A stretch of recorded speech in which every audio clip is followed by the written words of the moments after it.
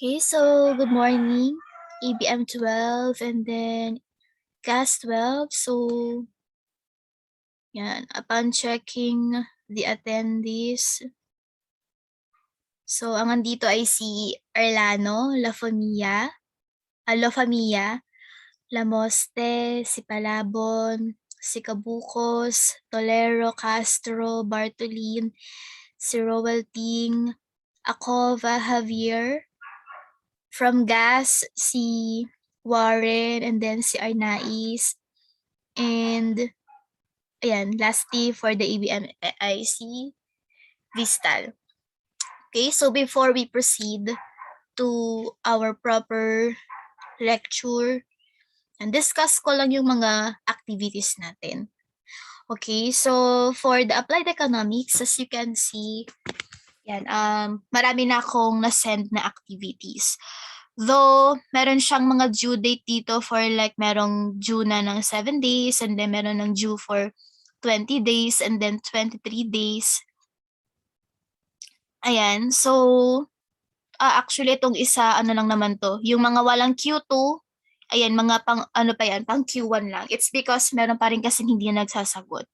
So, tinatry kong baka sakaling mahabol pa nila, no? Yan. So, checking yung mga Q1 na activities. Yan. So, meron pa ring 3. Okay? So, yun, sa mga sa mga mga concerned citizen, yan. So, for those na nakakausap ni Between, Garceta, ni Villanueva, ayan, sa mga kakilala nilang 3, pero sana kahit isa man lang, no, merong mag-message sa kanila. I think si Jaisal ata nakakausap nilang 'to, or I think name-message niya. Please remind them na kapag hindi nila nasagutan yung mga assignment nila, and then hanggang ayun, matapos na yung first sem, and then pagdating ng second sem, ayun, hindi pa rin nasagutan. Then, ayun, just to remind you na pwede nang magbaksak ang school. It's because second year na ng online learning. So, dapat, ayun, in-expect ng DepEd na nakapag-adjust na yung mga students natin. Okay, so meron na kayong habit, meron na kayong, tawag dito, meron na kayong schedule, no, kung kailan nyo gagawin yung assignment nyo. And kumbaga parang last year pa kayo nagko-creeper. So dapat kumbaga parang ina-expect na ng DepEd na gamay na natin itong online learning. So yon, for the grade 12, pwede nang magbaksak ang school. So kung bagsak yung student, then hindi sila makaka-graduate. Okay, so sayang naman 'di ba? Nakarating na kayo ng grade 12, but then hindi pa rin natin pinagbuti. So, definitely pa din ang magbaksak ang school for grade 12. So, kung bagsak, hindi makaka-graduate. Okay? So, they have to repeat grade 12 if that's the case. Okay, so please remind, though nag-remind na rin naman ako sa kanila. Yan, nag-remind naman ako sa kanila. Ngayon din nag-chat din naman ako ulit, no, na sagutan na nila yung mga assignment nila. Kasi hindi na magpapasa ang mga teachers nyo kapag wala talagang ginagawa at all. Okay?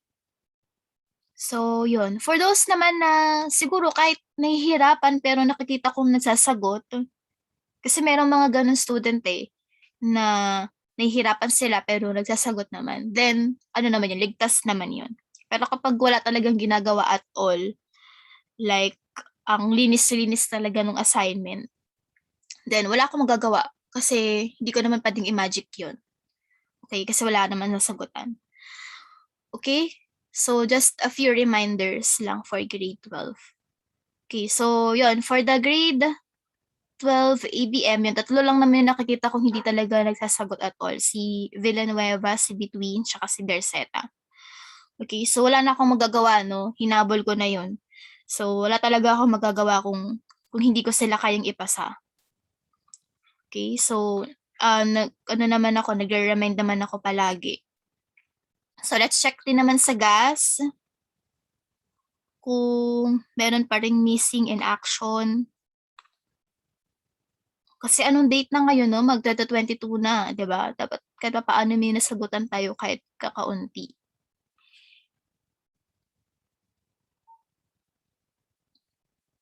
Okay, so for nakukumpleto naman, I think, carry naman 'to. So sa gas, may isa lang sigurong nale-late lang ng PASA. Ayun, please remind them 'no, especially yung sa mga laging napasok like si Arnaiz tsaka si Warren, yun chat niyo lang siya. Ayan, chat niyo lang yung hindi nagsasagot. Yan, si Julia Montano yan in progress na siya. So may pag-asa 'no. Nale-late lang talaga siya siguro ng submit. Yan. Nagre-reflect din naman talaga dito kung sino yung mga late. Though same lang naman din yan. Maluwang naman yung si school since pandemic. Hindi lang talaga maluwang sa part na pag wala talagang sinagutan, eh ipapasa. Hindi yun pwede. Okay, okay lang yung kahit na late. Ayan, yung mga may mga late. Okay lang yan. Ano rin yan, ipapasa pa din. Okay? So, yun. For the Q2 activities, yun, i-remind ko lang ulit, meron tayong yan, mga 23 days and then 7 days due. So, nakapag-submit na ako sa inyo ng performance task na 1, 2, 3, and then written works na 1, 2, 3 din. Okay, though, ano naman to, ang deadline naman nito is January, no? Kaya lang may mga due date dito na 7 days. It's because baka gusto nyong i-advance para pagdating ng January wala na kayong gagawin. Then, meron kasi mga students na gano'n, no, na nag-a-advance sila ng mga activities. Like, gusto na nilang matapos lahat ng activities nila before deadline para wala nang masyadong iisipin. Okay, especially for the written works, no, pwede nyo na itong unahin. Kasi ito yung mga activities na pwede nating ulitin kapag mababa yung score natin. Okay? So yan, ang haba ng time na binigay ko, no? For January pa naman yung deadline nito. So pwede nyo ulit-ulitin yung written works. So maximize the opportunity, sayang naman, 'di ba? Ayan. So yan, for me, remind lang yung mga classmates nating missing in action, wala talagang sinasagutan at all, remind lang din natin. So, yun, better na hindi lang ako yung remind nyo din. Kasi yun nga, hindi na pwedeng magpasa ang mga teachers natin na walang sinasagutan. Okay? So yun, nag-remind naman ako, again. Okay, so for the applied economics, nasa chapter 4 na tayo. Yan, and then I'll just play this lecture. If you have question, type lang sa chat box. If may mga confusion about the activities, let me know. Okay? So I'll play this.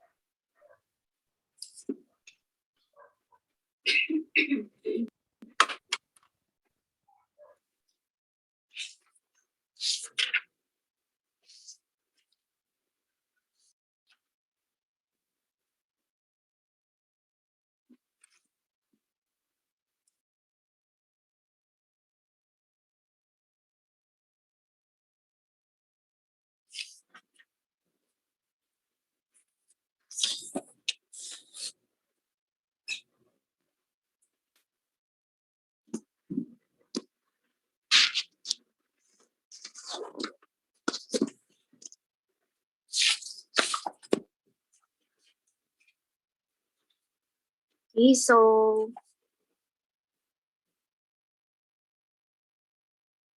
for applied economics,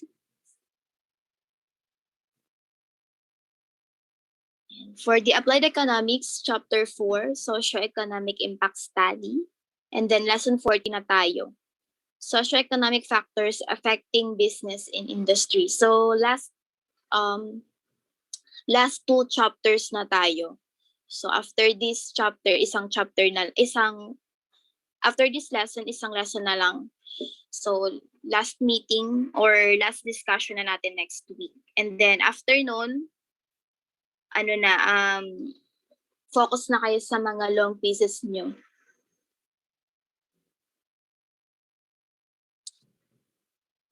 Okay, so for the overview of this lesson, so ayan, to be successful, companies cannot be indifferent to the society in which they operate. Peaceful conditions, legal certainty, and good human relations within the company are key elements of business success. They create the stability and confidence that encourage investment, improve productivity, and foster customer loyalty. Okay, so yun. Hindi lang nakasalala yung success ng isang company sa mga products and then sa mga top management as well as yung camaraderie, yung pagsasama, yan, and yung harmony na meron sa loob ng company, yung nagmamatter. Isa sa mga nagmamatter para maging successful yung business.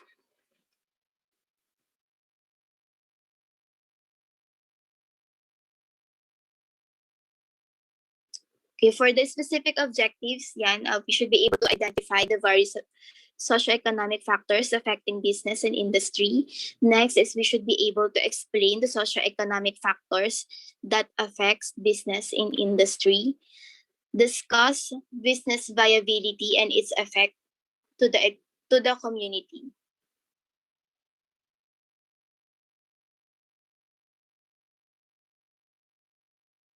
So when we say socioeconomics, these are the characteristics that define the quality of life in a society.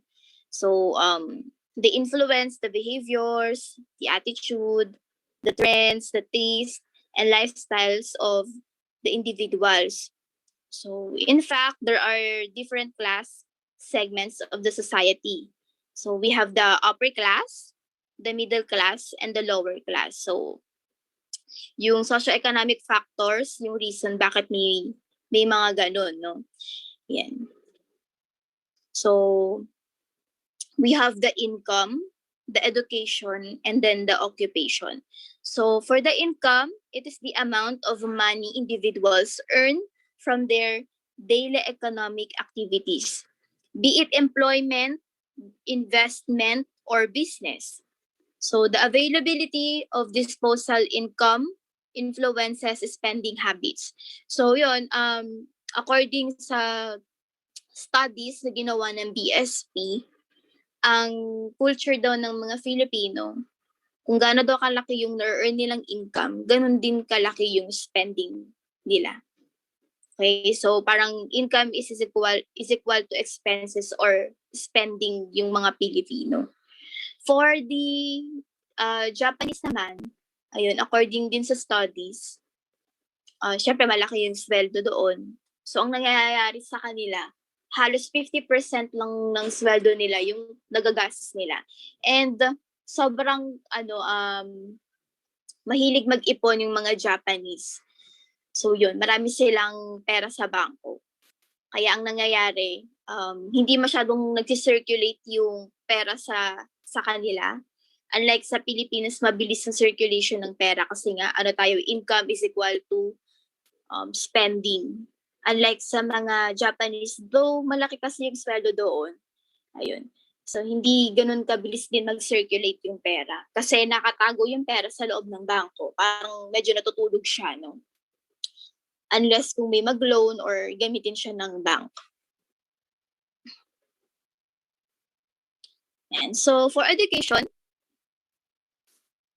education equips members of the society with the skills and knowledge they require to be employed in different jobs and professions.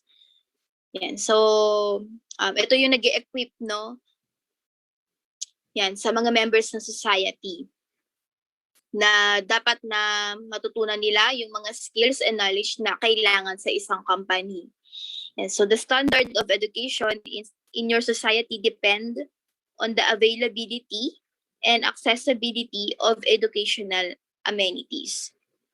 So yun, ayun, since yung karamihan or yung mangilan-ngilan sa atin, hindi naman kayang maka-afford ng education since kinder or elementary. So, yung government natin,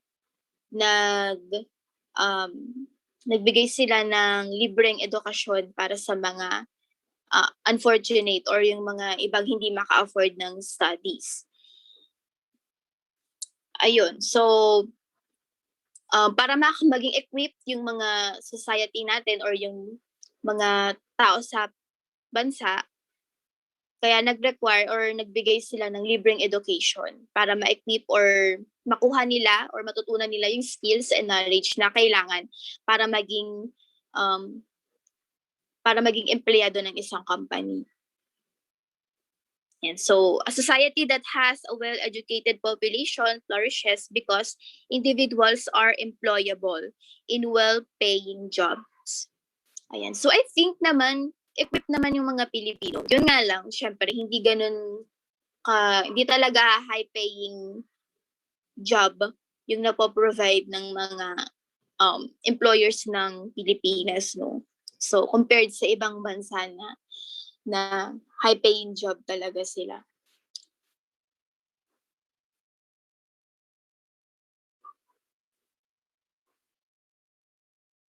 And the next one is the occupation.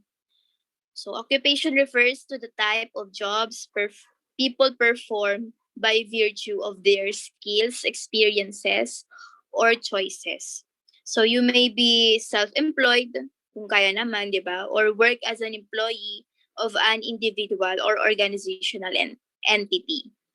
So, the different types of occupation dictate the income earned by people in the society. So for example, yung mga high salaried individuals are normally associated with skilled occupation such as doctors, engineers, lawyers, and accountants. Yan. So yun nga, medyo scam to, no? I think yung doctors and lawyers lang talaga yung kumikita ng malaki. Yan. So yun, yung sure na na kumikita kasi may mga professional fees yun. Ayan. And then kung medyo pinagpala ka naman, mayaman naman ng family mo, so pwede kang maging self-employed, meaning pwede kang magtayo ng sarili mong business kasi meron kayong kapital eh. Meron kang pang-kapital. Kung wala ka namang skills and experiences para maging equipped for the employment, yun, kung meron ka namang kapital, pwede ka namang mag-start ng business and you can call yourself as self-employed.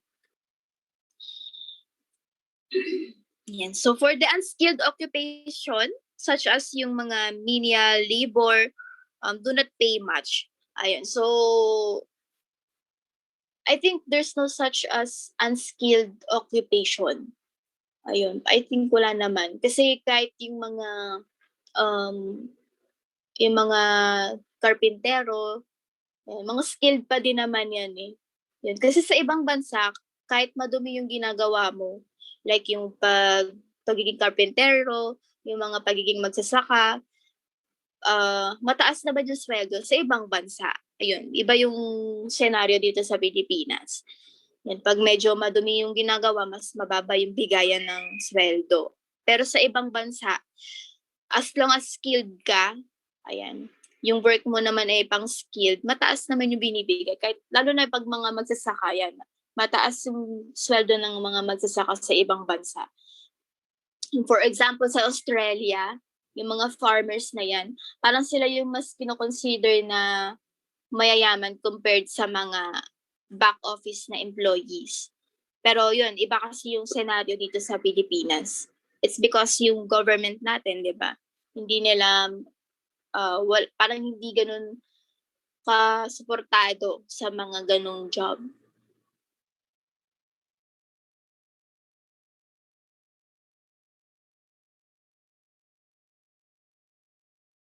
So we have also the other factors affecting business and industry. So aside from different factors mentioned above, like yung mga income, education, and occupation, we have other factors. So for example, itong economic conditions. Yan. So when we say economic conditions, ito yung before creating business plan or when evaluating existing ones, it is important to scan the external environment. Yan. So for example, is the environment conducive to business you are going to establish, or are there some problems to be encountered in the future? Yan. So bago tayo mag-start ng business plan natin or mag-start ng business natin, mag-i-scan muna tayo ng mga external environment. Ano na ba yung nangyayari outside the business, outside the organization? Next is the social environment. These forces are in a state of change. Yan, social factors relate to pattern of behavior, taste, and lifestyle. So ito yung parang mga nagte-trend. Ayan, nag-iiba-iba yung mga preferences ng mga consumers natin or yung customer natin. So the major component of this is a change in consumer behavior resulting from changes in fashions and style. So from time to time, siguro every year, every quarter nga, nagbabago yung mga trends sa fashion, di ba? Nagbabago yung mga gusto ng mga tao. Pero normally, yung mga millennials or yung mga generation Y or Z, yung nagsaset ng ng trends. Yan, lalo na yung mga kabataan, sila yung nagsaset ng kung ano ba yung trending na fashion. While yung pag medyo mga may edad na, yan, kahit ano na lang naman yung suotin yan, okay lang. Hindi naman na nagmamatter. So yung mga trending sa fashion, yan, ang nagsaset niyan yung mga Generation Z or yung mga millennials. Next is the government. Government is updating laws in a wide range of areas such as the consumer protection legislation, yung mga environmental legislation, healthy and safety and employment law, and etc. So, yan yung mga dagdag na business permits, pagbabago-bago ng mga tax table, ayan, yung pagbabago-bago ng mga requirements, and then yung mga rules and regulations, which is dapat yung business updated din. Okay, so yun. From time to time, actually every year may mga bagong policies, laws na dapat updated yung mga businesses and organization. Next is the economic change or the economic changes. So this is closely related to social ones. So the economy goes through a series of fluctuation associated with general booms and slumps in economic activity. So, yan. So in a boom, nearly all business benefit, and in a slump naman, yan, slump. Pag boom, pag sabi natin boom cycle na or nasa boom na, ibig sabihin dumalago na yung mga businesses, yan. And then pag slump naman, nagkakaroon ng mga decline sa growth ng isang business or sa decline sa sales, ganyan. So ito naman depende sa nangyayari sa kapaligiran natin. So for example, ngayong pandemic, since nagkaroon ng pandemic, nagkaroon ng slump or decline sa growth ng business or decline sa sales. Yan. Next is the political change. So these relate to changes in the government influence. In recent years, these changes have been particularly significant because as members of the Philippine government, yan, as we have to adopt directives and regulations created by the Philippine government, which then become part of the laws, yan.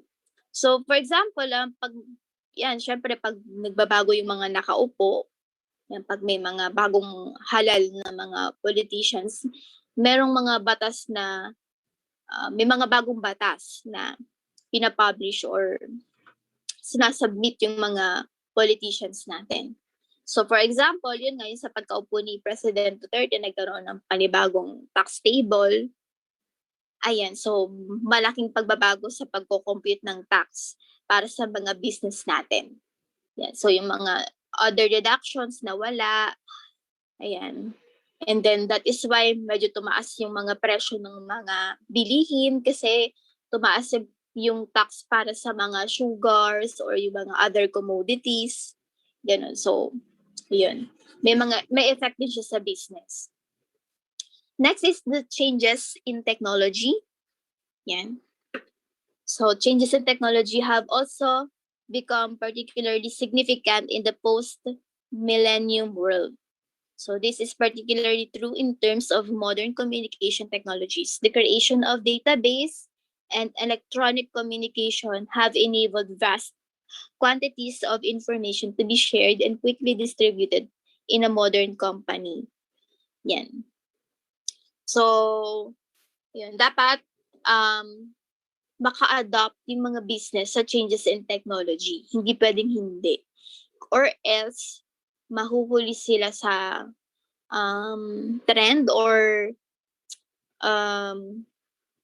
babagal yung mga production nila, ganyan. So, dapat maging techy din sila. So, for example, kung halos lahat ng business pumasok na sa e-commerce, so aside from physical store, meron pa silang e-commerce or yung mga online store. Yan. So, para mas makapagbenta sila, di ba? And last, yung environmental factors. The location of countries influence on the trade that business do. Adding to that, many climatic changes alter the trade of industries in the way consumers react towards a certain offering that is launched in the market. Yan. So for example, yung mga geographical location, yung climate, yung weather, yan. And other factors pa. Yan. So, syempre, pag mga nagbabago ang klima, may epekto sa mga farmers, for example. Ayan. Yung mga pananim nila maaaring masira. Yan. Kung wala namang ulan, matutuyo din naman yung mga pananim nila.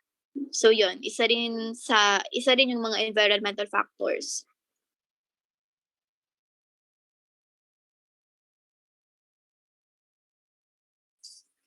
So, next is the business viability and its effect to the community. When we say viability, ability to survive.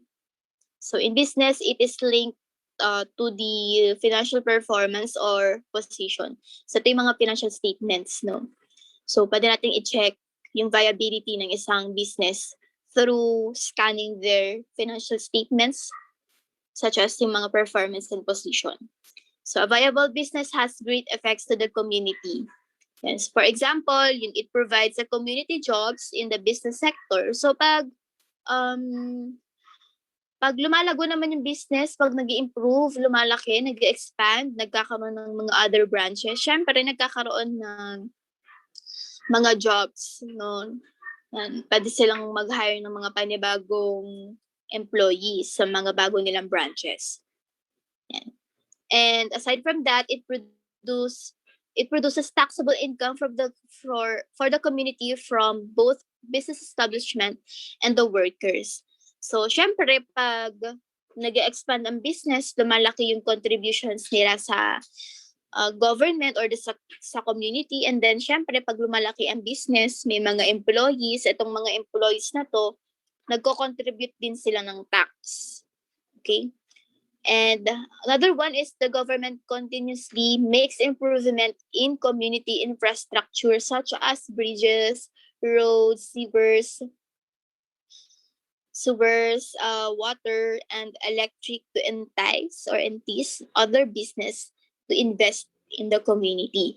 So, syempre, pag maraming tax na nakukuha ang government from the businesses and the workers, yung employers natin or yung employees natin, nakakapag-contribute sila ng tax. Itong tax na to, ginagamit ng government para makagawa ng mga bridges, mga infrastructure natin, no? Sana ganun, no? Yan, nakakagawa sila ng mga infrastructure or other projects na pwedeng makinabang ang community.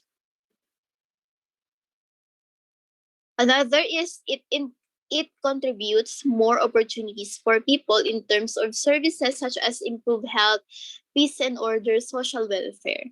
So syempre pag nakagawa ang government ng mga infrastructure, especially for the health, then nakapagpatayo sila ng libreng hospital, ayan, and then budget para sa safety ng community natin. For example, sa mga police, yan, yung mga police natin or mga soldiers natin for the peace and order. And then social welfare, yan, yung mga, for example, yung mga ayuda, ayan. And then, yung mga companies din natin, nagkakandak din sila ng mga, for the social welfare, for example, mga donations, ganyan. So, giving back to the community. Yun, yung role din ng mga employers or the company. Aside from that, it helps the establishment of better schools, more businesses, and even more jobs for its citizens. So yun, syempre, nagtatayo yung government ng mga schools, libreng school. So maraming maraming kabataan yung nagkakaroon ng opportunity para magkaroon ng magandang work someday kasi nakapag-aral sila sa libreng school. So ibig sabihin nun, no, pag meron tayong better school, equipped yung mga members ng society natin. So pag nag-expand yung business, pwede silang mag-expand kasi makakapag-hire sila ng mga equipped and merong mga skills and knowledge na members ng society. Yan.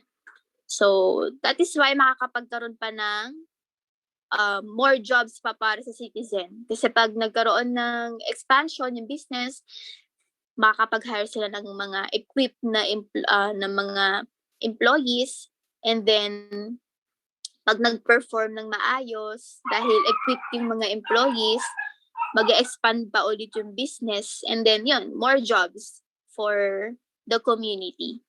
It leads to improve business services to the community. So yun, syempre, habang nag-improve yung business, syempre gumaganda din yung servisyo nila, no, or yung service nila. So habang equipped din yung mga employees natin, meaning nakapag-aral sila, na-equip sila sa school, and then na-train sila, naibigay sa kanila yung skills and knowledge na kailangan. So yung service nila sa community, maganda, may improvement or maayos. Okay? And then, ang pinaka-total nitong lahat-lahat ng improvement is it improves the community life. Yan, may magandang harmony sa bansa or sa community natin.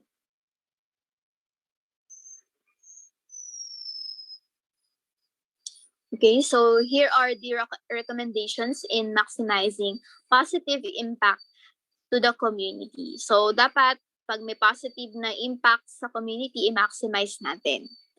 Okay, so first is to divert a proportion of revenues to good and worthy causes for community development and outreach programs. So yun, syempre diba meron tayong social responsibility or good governance. Yan, yung mga companies dapat may ganun. Yung tinatawag nating CSR or the Corporate Social Responsibility. Yan. So, giving back to the community. So, dapat yung portion ng revenues nila napupunta sa donations or meron silang mga scholars. Yan, or sumasali sila sa pagtatanim ng puno. Yan. So, yon dapat giving back to the community. Find creative ways to improve the life of the firms of employees and the community. So, syempre, hindi lang naman dapat tayo nakafocus sa improvement ng mga products natin or service natin. Syempre, as the business or the employer, dapat sine-check din natin kung napoprovide ba natin yung magandang buhay sa employees natin. So, we have the work-life balance. So, syempre, di ba, magandang company kayo, hindi na dapat nag-OT yung mga employees natin. Kasi we can employ more people or we can hire more people. So, dapat hindi na nag-OT or nag-overtime yung mga employees natin. Kasi, maganda na yung business natin eh. Makakapag-hire pa tayo ng maraming tao. So, hindi na nila kailangang mag-overtime. And for the community, syempre nag-i-improve din yung service natin. So, nai-improve din natin yung life ng community. Okay, so for example, kung kailangan nila ng mga commodities or for example sa mga San Miguel, kailangan nila ng ganitong mga products. Ayan. So, napoprovide natin, no? Nai-improve natin yung life through that. And another one is establishment of linkage between business and the community to thresh out some problems regarding social and environmental issues and consultation. Yeah, so this is between the business and the community. So dapat may magandang relationship between the business and the community. Yeah, so for example, as business, dapat ipamalita mo yung magandang treatment sa environment, yan, sa community. For example, ini-encourage, as a business, ini-encourage natin ng community na maging mapagpahalaga sa environment. So for example, yung business, magiging straw-less na sila, hindi na sila nagagamit ng plastic. Yan.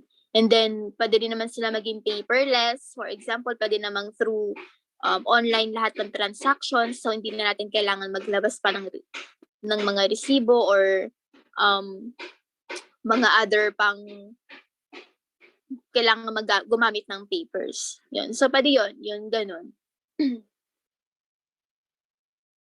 Establishment for scholarship grants to poor but deserving students in the community. So yun, isa rin sa mga CSR or corporate social responsibility ng mga business is to have scholars.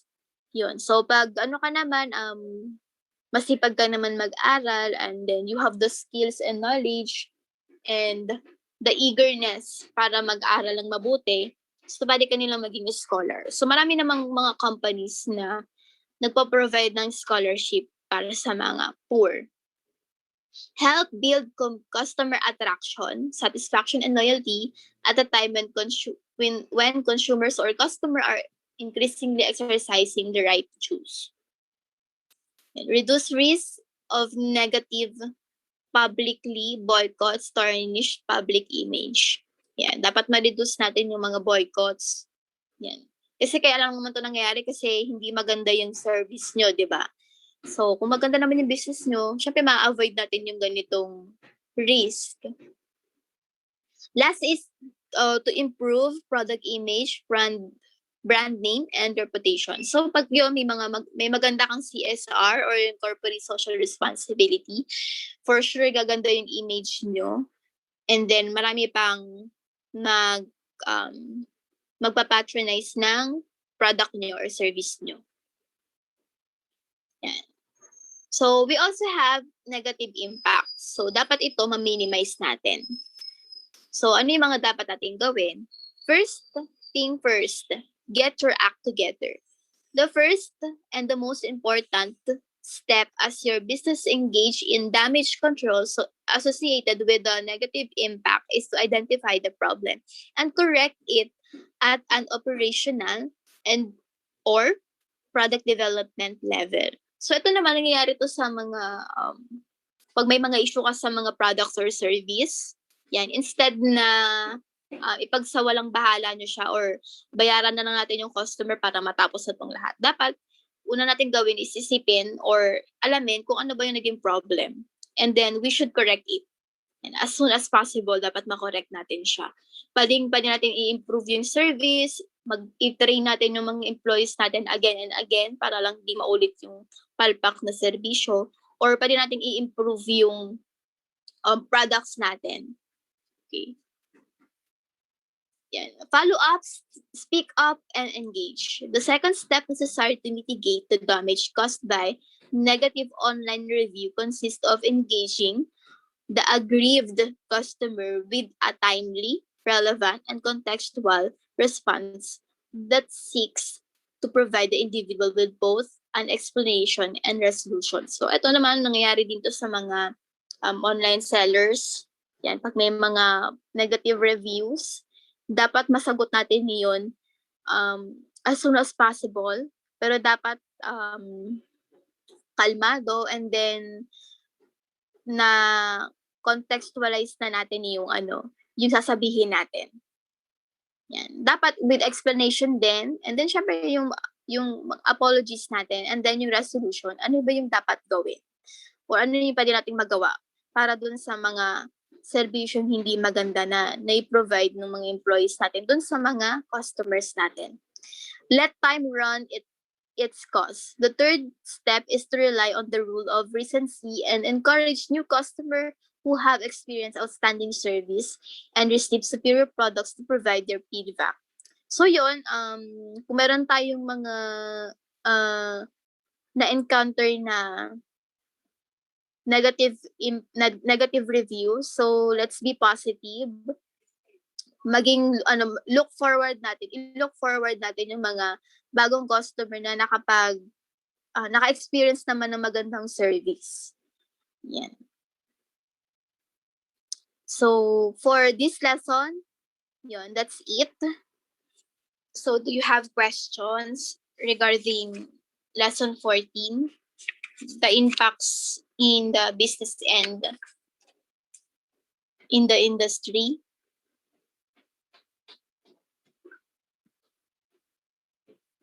So I think wala naman. So tomorrow, magkita-kita tayo ulit.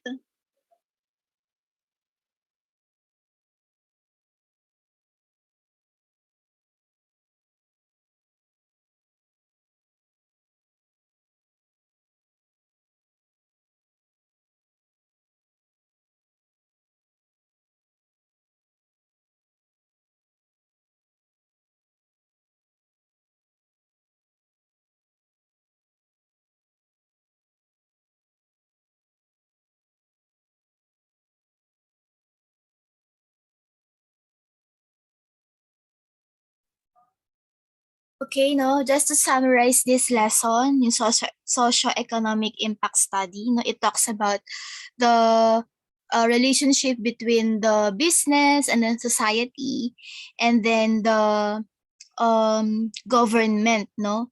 So, ayun, no, isa sa mahalaga talaga yung education para sa society, no. So, if in case na, yun nga, mag-expand yung business, and then, ayun, merong parang kumbaga, at ease yung mga businesses na mag-expand kasi there will be employees, skilled and knowledgeable employees that will support them if in case na mag-expand sila.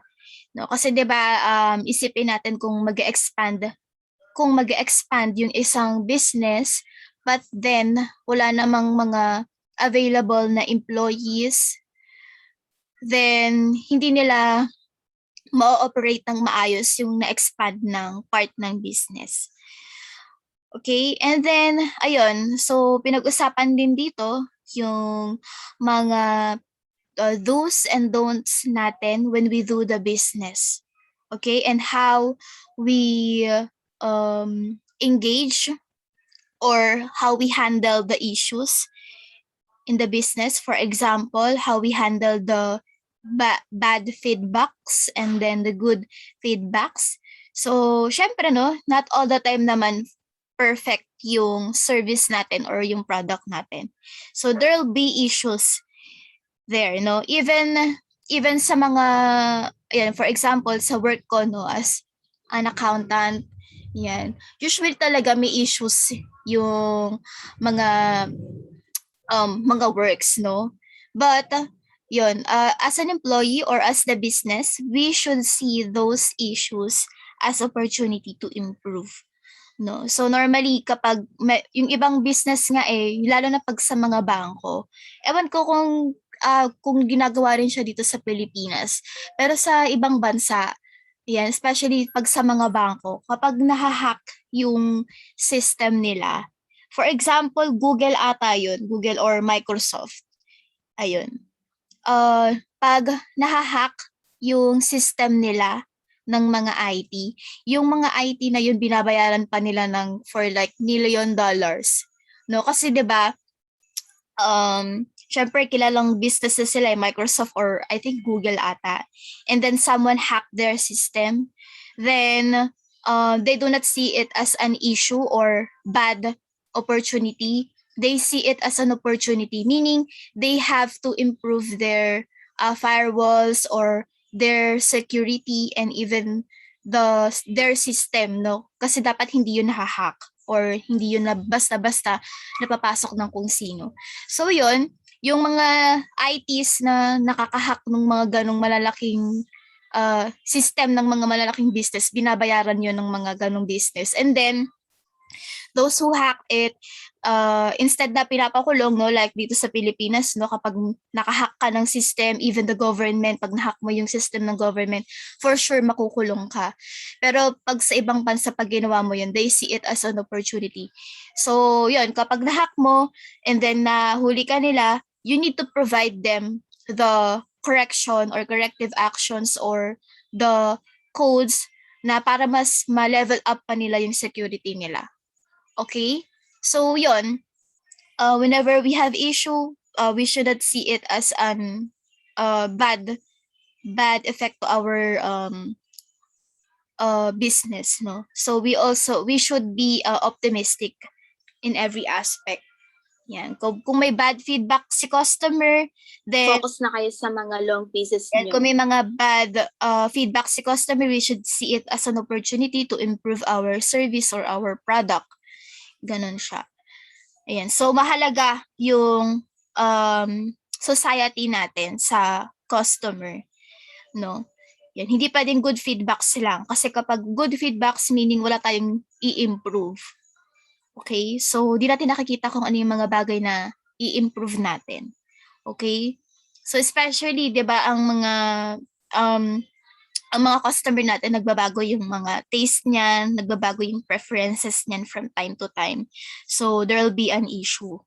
So, it's just how we handle those issues sa business natin. Okay? So, aside from that, okay.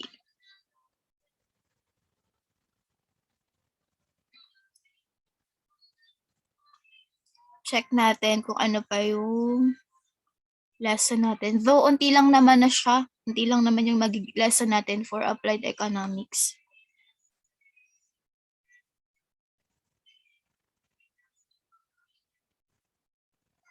Yan. So again, yung mga activities nyo, deadline naman yan January. So kung gusto nyo nang mag-Christmas break, excuse me.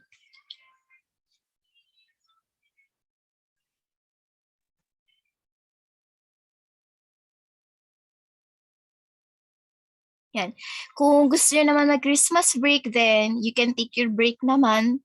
But if you want to advance, kung paunti-unti, yan, siguro kahit mga isang performance task or isang written work, then it's okay lang naman. Di naman fino-force na i-submit that time na this December.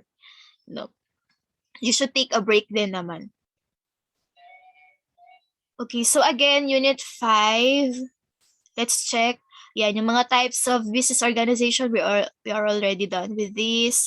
Principal tools and techniques done. Industry analysis of local businesses. Yeah, I think we're not done here. Environmental analysis, I think we're done with the environmental analysis. So, yan, nasa social impact na rin pala tayo. So, ang babalikan lang natin, itong mga models of business economics, and then Ayan, analysis of local businesses.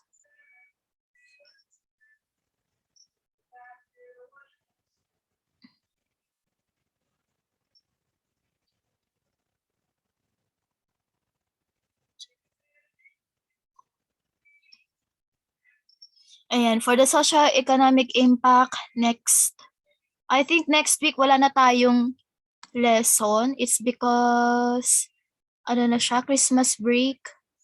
Ito na pala yung last na natin, na meeting natin. Right? Kasi 18 ata wala na eh. Parang Christmas party nyo na lang ata or 17. Yan. So last na pala to, no? So kung may questions kayo sa akin regarding your activities, yun, you can message me naman. Okay, so for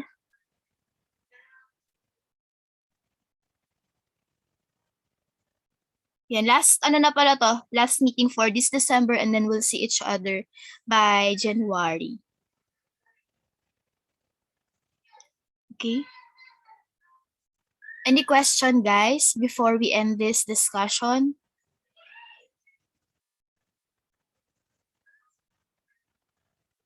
Wala naman na. Okay, for the gas, I think, clear naman, lahat naman nagsasagot. Meron lang talagang nalilate. But yeah, clear naman na. May questions, guys? Wala?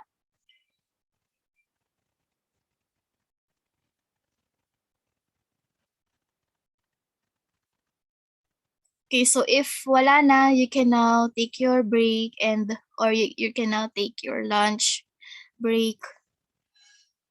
Okay. Sige, thank you guys. Thank you ABM 12 and GAS 12. See you next year. If you have question, let me know. Chat nyo lang ako sa Messenger and yeah, makakapag-chat naman ako, makaka-reply naman ako. So thank you guys. Bye.